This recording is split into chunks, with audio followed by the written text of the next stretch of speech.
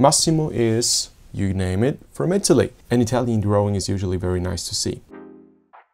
Now, if you look at the rowing, it looks all very nice. And Massimo, I think you are doing a very good job. But at the catch, and more importantly, the preparation towards the catch, is a problem. And this is a classic. I've talked about this, and if you follow my channel, you know this. This is one of the classic, if you want to call it, mistakes rowers make. It's trying to be extra long, and it's loading up too many tasks for the catch. So step by step, this is the last part of the drive. You see that the blades are washing out a bit, but this is only a minor issue. This is nothing significant. Now let's move forward. The first thing we see is a problem right now, that you turn the blades while they are still in the water. Follow my cursor, you can see this right there. Blades should leave clearly. I think your overall setup is too low. You should be higher, and the natural pulling height is usually somewhere roughly below the shoulders. So I think you don't have enough space here. You should actually raise your gates a bit. But the problem I was talking about is another one. The upper body here is in a certain forward angle position. That's okay. Then we have that natural rotation point, which is the hip. And there we have the second angle. Now, the interesting thing for me is this angle right there. And as we move forward, you see that the upper body is gradually changing its angle. Let's go back once more. So this was the original angle we had. And the further Massimo moves forward, the more he leans onto his knees. The intention is to bring the upper body more forward and into its final forward lean position. But the problem here is that if you do so, you create a lot of momentum, forward momentum in the boat. During the drive, you propel the boat forward by anchoring the blade. During the recovery, you also propel the boat forward by using your body weight as a mass anchor and keeping it as still as possible, and pull the boat underneath yourself towards the finish line. This is what I call the second acceleration phase. Now, Massimo, you're not using that, and just the opposite, you're bringing your body weight forward to the catch position. And the problem is that now at the catch, you gradually leaning onto your knees at a point of time where you should actually just be very light and prepared to pull. You should be ready to do this one right there, effortless, but now you're leaning onto your oar handles. And therefore, at the catch position, please have a look at the blades. Catch position, the blades now are ready. Your body is ready, but there's too much weight on the knees and on the hands. And therefore, we can count the tenths of a second. You want to bring the blade in the water, and you see how much time is passing with a seat that doesn't move, with a body that doesn't move. And now that you connect the blade in the water, you can only do it with an upward momentum. So, blade comes into the water, and instead of keeping the body where it is and just lifting the hands, you have to lift the upper body. There's a reason why you have to do this. There's a right now at the catch, there is a force connection on your hands, this forward push.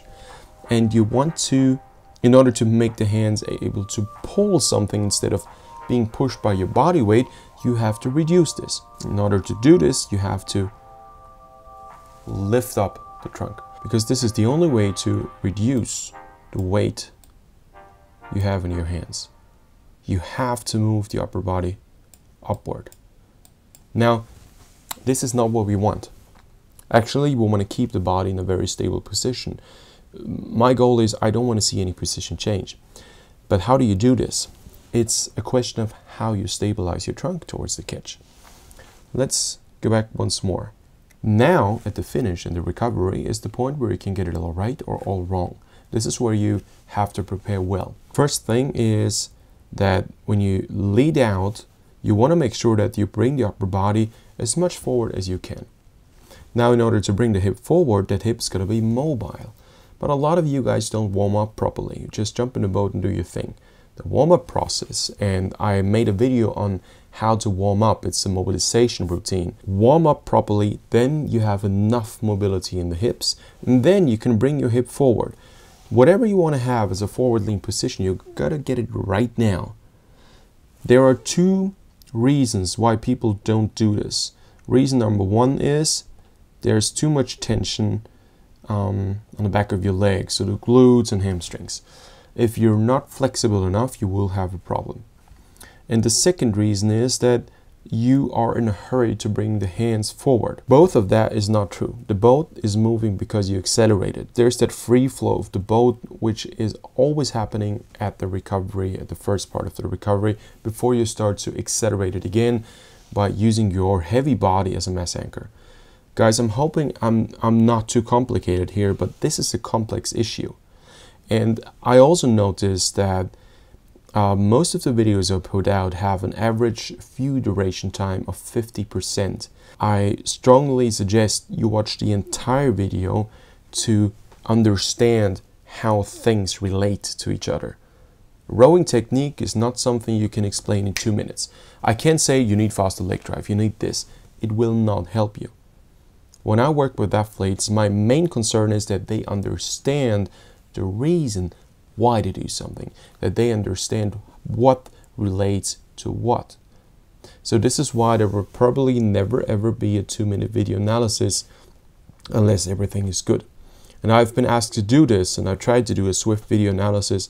No, I'm not going to do this anymore. I don't think it makes sense. Rowing requires technique that is done well, and in order to do it well, you need to understand how things work. It's not complicated, but it's a bit complex at the beginning. Keep the tension in your hamstrings. Solution number one.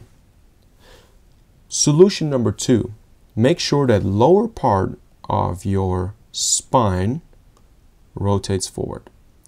I don't care much about the shoulder part, as most people just bring the shoulder part forward and they create a bend within their trunk. So if this is the hip and this the shoulders, they would bend somewhere here. Not effective. You want to bring a stable body forward. You don't have to sit up straight, but you have to sit compact. If you do this, the result is very, very simple. A lot of your body weight will rest on the seat, where it should be in the first place.